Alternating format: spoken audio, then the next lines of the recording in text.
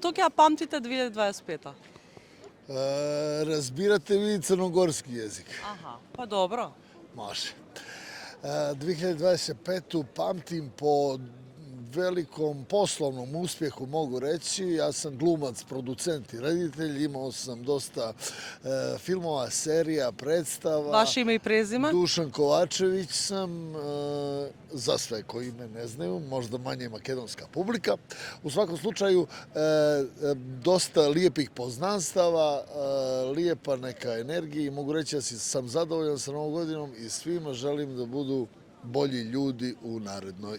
Ми се роди внук, тоа. Друго нешто? Тоа е најважно. Отида во пензија. Ето и тоа. Па, многу убави работи ми се случи пред сем на фамилиарен план и дека семејството и блиските се секогаш најбитни и да колку што може повеќе да се собираме, да се дружиме. За споделената среќа е секогаш поголема. Па многу убави работи. Мене све ми беше супер. Фала Богу. Се надевам дека 2026 ќе ми биде уште подобра. Па многу брзо помина.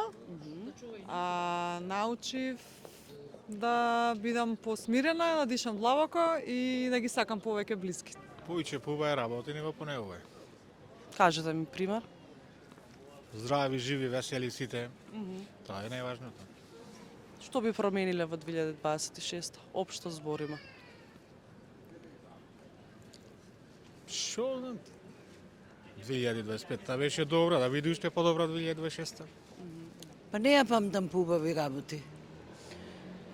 Мислам дека ситуацијата е лоша и сметам дека треба владата да превземе мерки за да се подобри ситуацијата и нешто да се направи за да не бидеме во ваква ситуација.